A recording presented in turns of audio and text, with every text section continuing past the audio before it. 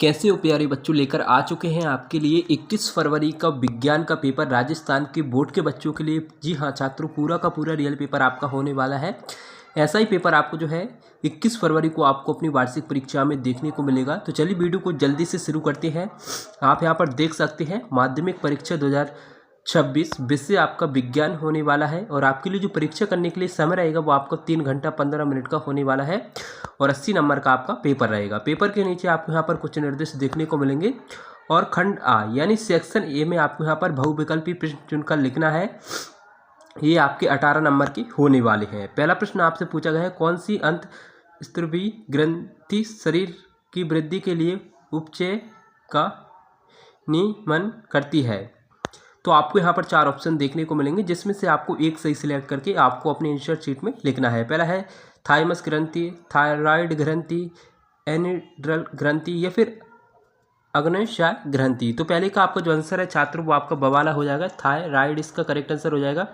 इसके बाद में दूसरा प्रश्न आपसे पूछा गया है, कौन से जीव में पुनरुद्भवन पुनर्जन्म द्वारा नए जीव की उत्पत्ति हो सकती है। प्लेनेरिया, लेशमानिया, प्लेज्मोडियम या फिर कैचुआ। तो इसका जो आंसर है छात्रों वो आपका होने वाला है फर्स्ट वाला ही, प्लेनेरिया इसका करेक्ट आंसर हो जाएगा। इसके बाद में तीसरा प्रश्न आपसे पूछा गया है, मानव में वृक्क एक तंत्र का भाग है जो संबंधित है पोषण से, श्वसन से, उत्सर्जन से या फिर परिवहन से। तो किससे है बच्चों? उत्सर्जन से। सवाल इसका राइट आंसर हो जाएगा। इसके बाद में चौथा प्रश्न आपसे पूछा गया है, निम्नलिखित में से कौन सा पदार्थ हार्मोन का उदाहरण है। इंसुलिन, थायरॉक्सिन, एस्ट्रोजन या फिर साइटोकाइनिन। तो बच्चों इसका जो आंसर है वो आपका होने वाला है साइटोकाइनिन, इसका करेक्ट आंसर हो जाएगा। इसके बाद में पांचवा प्रश्न आपसे पूछा गया है, एक संकर संस्करण में F2 पीढ़ी का जीन प्रारूप अनुपात होता है। तो बच्चों इसका जो करेक्ट आंसर है वो आपका होने वाला है फर्स्ट वाला। इसके बाद में छठवां प्रश्न आपसे पूछा गया है, निम्नलिखित में से कौन सौर ऊर्जा का स्थिरीकरण करके उसे विषमपोशियों के लिए उपलब्ध कराते हैं। प्राथमिक उपभोक्ता, द्वितीय उपभोक्ता, तृतीय उपभोक्ता या फिर उत्पादक। तो कौन कराते हैं? उत्पादक कराते हैं। इसके बाद में आप यहाँ पर देख सकते हैं, गोली दर्पण की वक्रता, त्रिज्या r एवं फोकस दूरी f से संबंध है। तो सातवीं का आपका जो आंसर है वो आपका होने वाला है सवाला, ये आपका करेक्ट आंसर हो जाएगा। इसके बाद में आठवां प्रश्न आपसे पूछा गया है, श्वेत प्रकाश पुंज प्रिज्म से गुजरने के पश्चात इसके अवयवी वर्णों में विक्षेपित हो जाता है। प्रकाश जो सबसे कम झुकता विचलित होता है वह है। छात्रों थोड़ा जुकाम हो रहा है इसलिए बोलने में थोड़ा प्रॉब्लम हो रहा है। इस लाल, बैंगनी, पीला या फिर हरा। तो इसका आंसर जो है 8वें का वो आपका होने वाला है लाल, ये आपका करेक्ट आंसर हो जाएगा। इसके बाद में आप यहाँ पर देख सकते हैं 9वां प्रश्न और 10वां प्रश्न है आपका,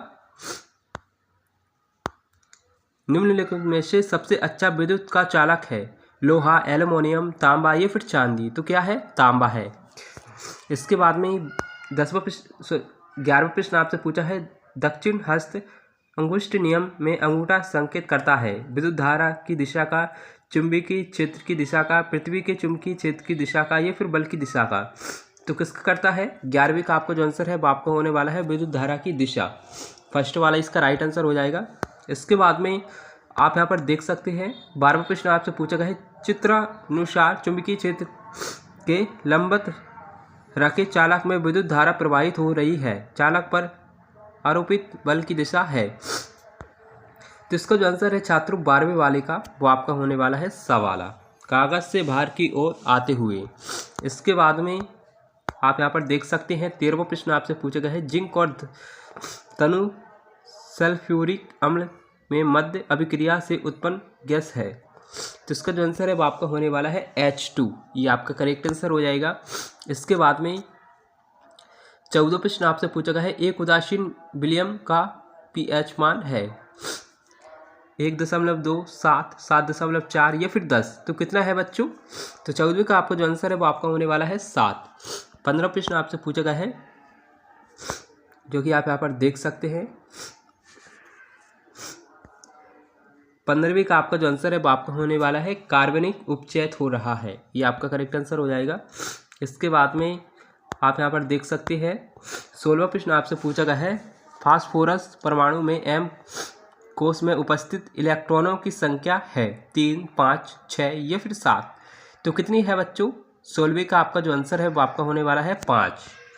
इसके बाद में 17वां प्रश्न आपसे पूछा गया है संतृप्त हाइड्रोकार्बन है, तो 17वीं का आपका जो आंसर है वो आपका होने वाला है सवाला C2H6, ये आपका करेक्ट आंसर हो जाएगा। 18वां प्रश्न आपसे पूछा गया है मेथेन CH4 में उपस्थित संयोजक अबंधों की संख्या है, तो 18वीं का आपका जो आंसर है वो आपका होने वाला है 4, फर्स्ट वाले। इसके बाद में आपको बच्चों रिक्त स्थानों की पूर्ति करना है। पहला आपसे पूछा गया है हार्मोन की क्रिया को डेविस क्रिया विधि नियंत्रित करती है, तो क्या कौन करती है? तो पहले का आपका जो आंसर है वो आपको होने वाला है फीडबैक पुष्टि प्रतिक्रिया, ये आपका करेक्ट आंसर हो जाएगा। इसके बाद में दूसरा प्रश्न आपका शाकंभरी आहार श्रृंखलाओं से बना जाल डेविस कहलाता है, तो क्या कहलाता है? आहार जाल। लिखना कैसा है आपको? आहार जाल, ये आपका करेक्ट आंसर हो जाएगा। इसके बाद में तीसरा प्रश्न आप यहाँ पर देख सकते हैं, तीसरे वाले का आंसर मिला नहीं है, अगर आपको पता है तो आप हमें कमेंट करके अवश्य बताएं। और चौथा प्रश्न आपका विद्युत धारा वायु वृत्तकार पास के कारण उत्पन्न चुंबकीय क्षेत्र की प्रबलता फेरों की संख्या में वृद्धि करने से डेविस, तो इसका जो आंसर है वो आपका होने वाला है बढ़ जाती है। और पांचवा प्रश्न आप यहाँ पर देख सकते हैं मैग्नीशियम रिबन का वायु में दहन करने पर बने यौगिक का नाम डेविस है, तो मैग्नीशियम इसका करेक्ट आंसर हो जाएगा। और छठवां प्रश्न आपका, तो छठवें का आप यहाँ पर देख सकते हैं इसका आंसर होने वाला है सोना। छात्रों हम ज़्यादा जो है बोल नहीं सकते क्योंकि बहुत ही तेज़ जुकाम हो रहा है, और आप यहाँ पर देख सकते हैं। और जल्दी से स्क्रीनशॉट ले लीजिए बच्चों, एक एक क्वेश्चन आपकी वार्षिक परीक्षा के लिए बहुत ही इम्पोर्टेंट होने वाला है, और ये आपके 2-2 नंबर के प्रश्न होने वाले हैं। आराम से स्क्रॉल करते हैं हम, आप जल्दी से स्क्रीनशॉट ले लीजिए।